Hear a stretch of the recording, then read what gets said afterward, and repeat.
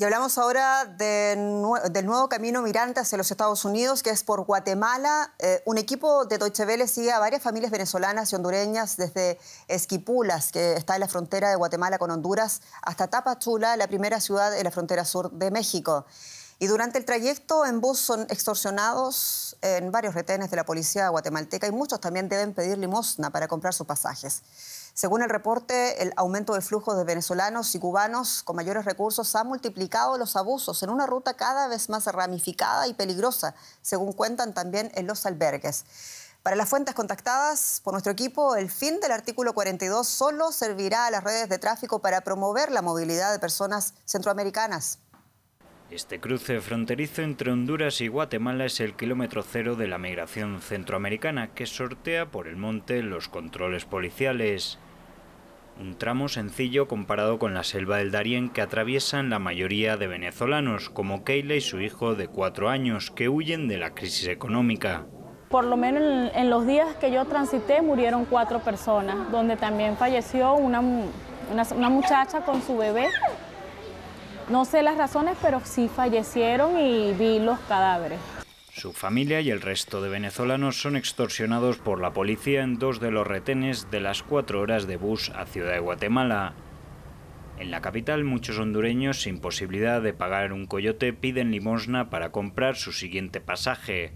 Reino y Yasmin huyeron de la violencia de las pandillas y del rechazo familiar. A ella no la quieren cerca de mí, los familiares de ella. Y cuando ella se queda con ellos, ahí la pasan corriendo, humillando. La última parada en Guatemala es Tecunumán, donde los migrantes toman una balsa para pasar a México. Los 14 integrantes de esta familia hondureña salieron de su país porque no podían pagar su renta y para evitar el reclutamiento de sus hijos adolescentes por parte de las maras. En suelo mexicano deben adentrarse por la jungla para esquivar los controles migratorios. Varios coyotes les ofrecen llevarlos, pero no pueden pagar los $30 por persona. Los pegó y los quería estafar, los quería sacar el billetillo que andamos y solo andamos para la comidita. Le habló con el de la combi y le dijo que había retén. Finalmente son capturados y trasladados al centro de detención migratorio. En Tapachula, la primera ciudad de México, miles de migrantes aguardan durante meses su trámite de regularización. La eliminación del título 42 tan solo servirá a las redes de tráfico para promover la salida de centroamericanos, pero en realidad se mantendrán las mismas limitaciones. Lo van a aprovechar para imponer nuevas condiciones hacia una nueva política migratoria que por las negociaciones que están habiendo en Estados Unidos sospechamos que van a ser más restrictivas. Medidas que multiplican el peligro del camino hacia una vida digna.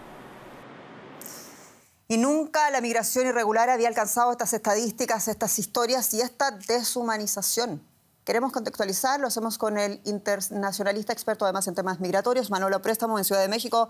Manolo, saludos. La crisis migratoria no cambia y parece que las soluciones políticas propuestas no alcanzan tampoco para siquiera mitigar la situación. En tu opinión, ¿en qué momento nos encontramos? Jenny, un gusto saludarte y gracias por la invitación. Pues básicamente es muy triste porque lo que estamos viendo al día de hoy es que el juez federal de Luisiana en Estados Unidos bloqueó el término que ya se tenía previsto del título 42 y básicamente lo que estamos viendo va a ser la continuación por los siguientes años del colapso del sistema migratorio tanto en Estados Unidos, tanto en México. Vamos a ir viendo, de acuerdo con distintas organizaciones internacionales, rápidamente te comento, aproximadamente ha habido más de 10,000 casos de migrantes y de refugiados que denuncian crímenes, violaciones, tortura, desapariciones y hasta asesinatos a lo largo de la frontera. Todo esto auspiciado por autoridades tanto de Estados Unidos como de México.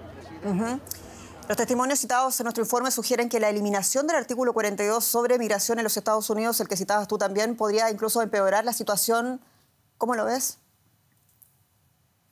Sí, mira, lo que es necesario, y hay que decir esto, es que el título 42 es una medida y una política pública de salud pública, no migratoria. Fue impuesta para que no incrementaran los casos de COVID. Hoy en día vemos que en Estados Unidos y a lo largo del mundo las políticas de salud pública están terminando. Entonces, lo que estamos exigiendo el día de hoy es que terminen este tipo de políticas que no son migratorias, pero que empeoran la situación migratoria. Es tristísimo, vamos a ir viendo esto y afortunadamente lo que estamos viendo es que ya están tomando cortes migratorias en Estados Unidos casos pero es muy por el caso de burócratas, de servicios tanto de administraciones locales como federales, es muy difícil. Lo que estamos viendo siguen siendo los refugios tanto en México como en Estados Unidos colapsados o operando a más del 300%.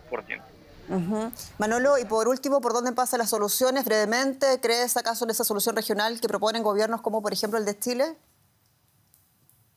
Sí, básicamente lo que está haciendo, por ejemplo, ahora que mencionas a Chile, el presidente Boric y el presidente principalmente López Obrador en su gira con Centroamérica en colaboración con Estados Unidos es esto, es apostar al desarrollo y a la inversión tanto de Estados Unidos con sus agencias como USAID, como Amexid en México, a desarrollar estas regiones para que ya tengamos y podamos cortar estos grandes flujos migratorios en el país y para que lamentablemente ya no tengan que sufrir estas violaciones de derechos humanos por autoridades, por crimen organizado, por bandas y por los mismos, incluso como le decías en el reportaje, polleros, que se aprovechan de miles de migrantes que acaban secuestrados, en trata de personas o desaparecidos. Entonces hay que seguir apostando a una política a futuro, hay que resolver y hay que atender los problemas que vemos al día de hoy, pero hay que desarrollar la zona como modelo. Se nos fue el tiempo, Manolo Préstamo, muchas gracias, en Ciudad de México. Muchas gracias, Jenny, hasta luego.